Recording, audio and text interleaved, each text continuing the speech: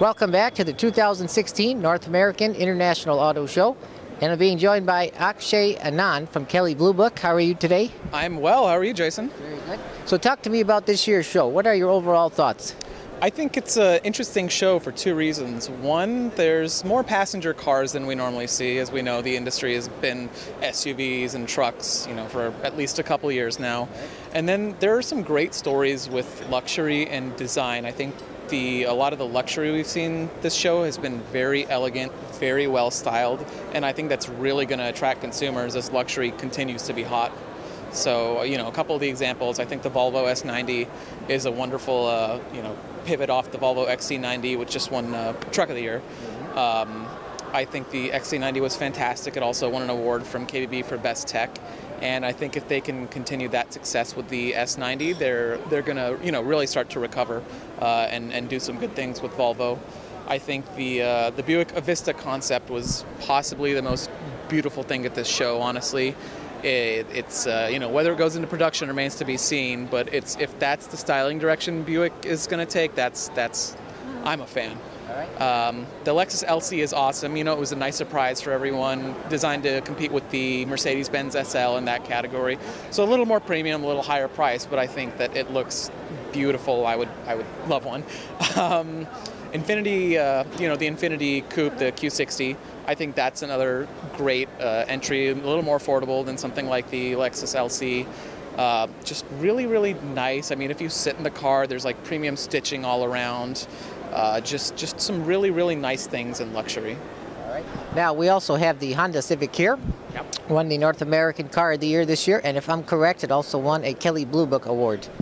Yeah, I mean, it's been winning awards left and right. I think, the Civic redesign 5 years ago, roughly, there were some mixed reviews of it, and I think Honda did a good job acknowledging that. But with this, they really, really knocked it out of the park, Jason. It feels just like just such a good car, just such good value for the money. The other thing I like with the Civic is that they're kind of hearkening back to some of their older Civic roots with, Type R and the 5-door variants, the Coupe, the SI. So there's a little more sporty feel. There's a little more performance-oriented nature to the car, and I think that's important in the segment because the compact car segment has been struggling a little bit, but I think the Civic is going to do amazingly well in the segment.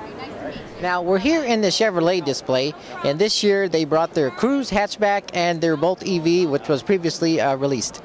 Yeah, the Cruze hatchback designed to compete with, vehicles like the Civic 5-door, the Mazda 3 hatchback, the Ford Focus hatchback. So there's a natural fit there for the segment.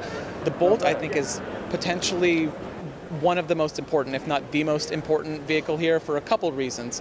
EVs have been struggling, and, we've done some research at Kelley Blue Book, and we found that a lot of people have range anxiety, right?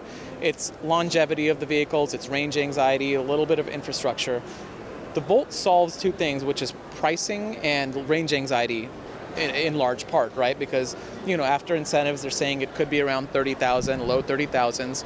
You get 200 miles on a range, which is a big deal. No longer are you staring at 80 miles for some of these vehicles, right? 200 miles will get you where you need to go. And I think that's really important. And I think the Bolt could be kind of the jolt in the arm that electric vehicles need to really get the segment going. And I think it's nice because people, there's a lot of talk about the Model 3 and everything, but the reality is the Bolt is it's going to be first to market for them over the Model 3 in all likelihood. So Tesla's, got some heat on their behinds finally, and I think this is, if this helps jumpstart, longer range EVs, it's going to be great for the industry.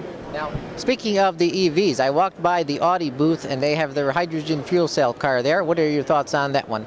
Yeah, I mean, hydrogen fuel cell is another potential avenue for alternative fuel, and I think fuel cell is important because a lot of people are talking about fuel cell versus EV, but that doesn't necessarily need to be the case. In theory, they could both kind of live in harmony, right?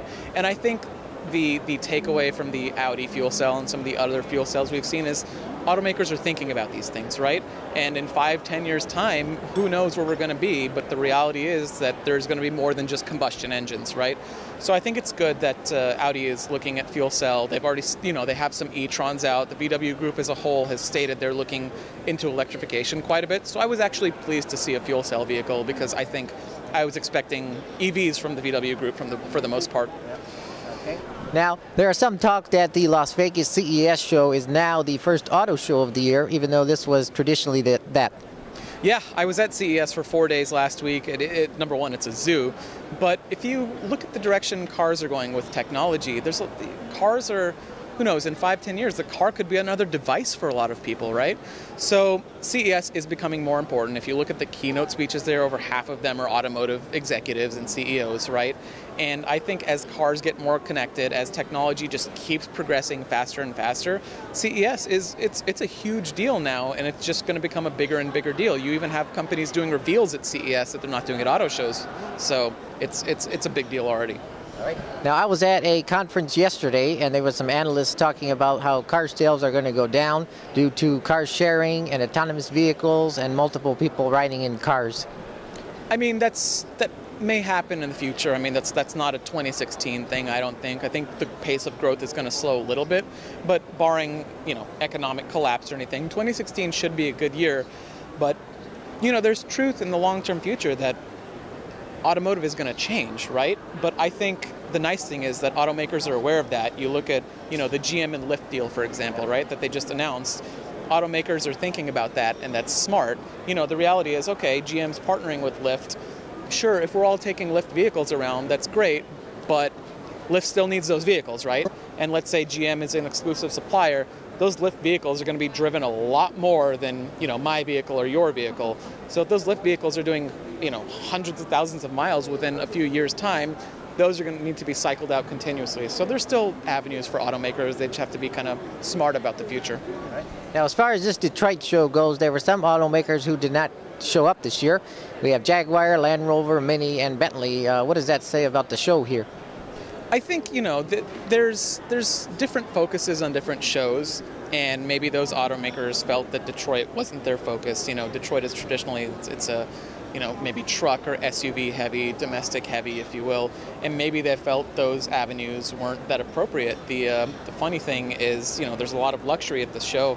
So Jaguar and Land Rover, they were at the LA show. I would expect them to be at New York, same with Mini. So it just depends on their strategy, cost effectiveness. So they have their reasons. I don't blame them necessarily. Very good. Now, what would you say are the hits and misses of this year's show? Man, there's just a lot of hits, honestly. Here's the thing about the industry. I mean, I wouldn't have said this even a few years ago, but product is just getting so good, Jason. It's not like 5 years ago where I don't know if this car is going to do well. I don't know if this car is going to do well. There are certainly segments that aren't going to do well. I think the Chrysler Pacifica looks really good. But the reality about the segment is it's been a declining segment for the last few years, right? I mean, it saw over 1 million sales, not even 10 years ago, and now I think it's around 500,000 for the segment. So I'm not going to call that a miss, but it's just a tougher segment, right? Hits were some of the vehicles I mentioned, just those luxury vehicles I mentioned earlier. They just look so good, and as transaction prices continue to rise, those vehicles stand to benefit, right? So I'm looking forward to seeing those. I'm looking forward to seeing the Acura concept tomorrow. There's a new styling direction they're going to take, and I think that's important. So. All right. Thanks so much. Nice talking with you today. Thank you. Very good.